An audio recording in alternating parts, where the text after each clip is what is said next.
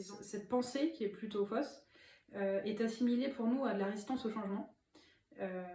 Donc pourquoi résistance au changement ?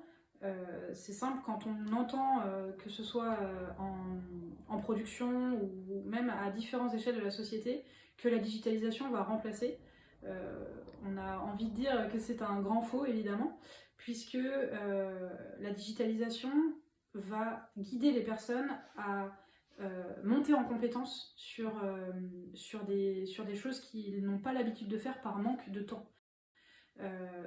On va segmenter la résistance au changement autour de 3 grands axes: l'opérationnel, le managériel et le directionnel.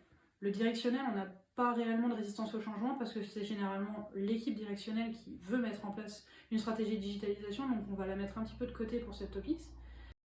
L'opérationnel, finalement, c'est pas là qu'on retrouve le plus de résistance au changement, pour la simple et bonne raison qu'on va leur apporter un outil qui va faciliter des enregistrements, faciliter leur travail pour qu'ils puissent vraiment se recentrer sur leur machine, sur là où ils créent de la valeur.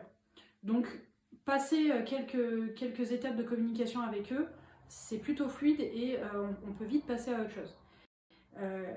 Finalement, le segment où on retrouve le plus de résistance au changement et là où c'est un petit peu plus dur dans la mise en place et dans le fait d'arrêter cette pensée qui est plutôt fausse, c'est sur l'équipe managériale, donc on va dire les cadres, les responsables de service, de secteur, pour la simple et bonne raison que c'est généralement leur travail qu'on remet le plus en question. Pourquoi ? Parce que c'est là où on va essayer d'aller chercher le plus d'optimisation de temps possible.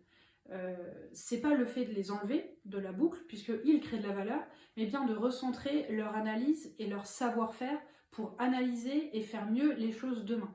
Donc c'est vraiment à ce niveau-là qu'on va retrouver le plus de résistance au changement et justement cette phrase de la digitalisation va me remplacer et on n'aura plus besoin de moi à terme. J'ai envie de dire, à n'importe quel niveau de la société, à partir du moment qu'on crée de la valeur, la digitalisation va faire en sorte de se recentrer autour de la création de la valeur et de supprimer toutes les tâches à non-valeur ajoutée. Donc évidemment que non, la digitalisation n'a pas pour vocation de remplacer ou de supprimer des personnes.